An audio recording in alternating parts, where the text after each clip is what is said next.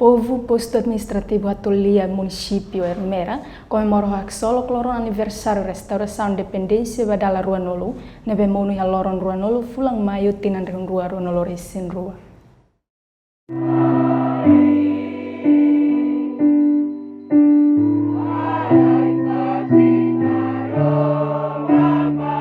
Mas que doku siglenu capital Ermera, no dili capital Timor-Leste, povo Hatulia município Ermera celebra aniversário restauração independência badala Ronulu Racing Rua, lidera direita husi administrador posto Hatulia Luis Manuel LED. Administrador posto Hatulia Luis Manuel Hateteng, população sira dever atu celebra restauração independência badala Ronulu Racing Rua, tambah consciente katak independência li husi luta durante tinambarak nelarang.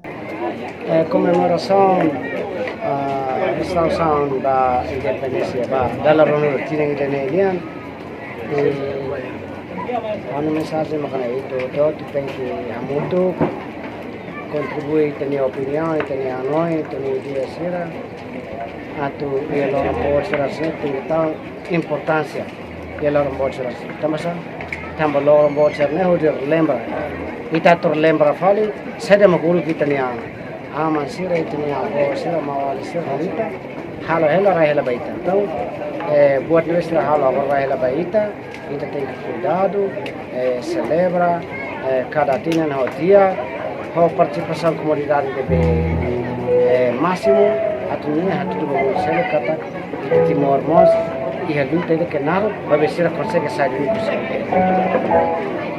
Entretanto, Padre Vigário Paróquia São Francisco Xavier Hatulia, Padre Domingos Godino Dehan, ia era independência povo que tahem hodi husu banação, mas be contribui saída mak banação. Ia sorin selo veterano Domingos Soares alias Halibur Hateteng, comemoração badala Ronulu ia Hatulia lá o diak no sucesso, mas que participação povo lá do máximo. Orgulho também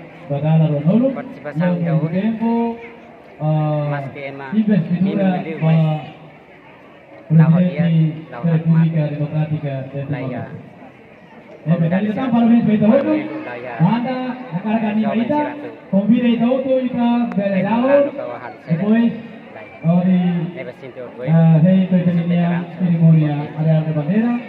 Participamos e a comemoração refere Comando PNTL Hatulia, Inspetor Fausto Talo, Padre Vigário Paróquia São Francisco Xavier Hatulia, Padre Domingos Godino, veterano, povo, estudante ou juventude Hatulia. Reportagem contributor televisão Timor Post, Husi Ermera Carlito Soares.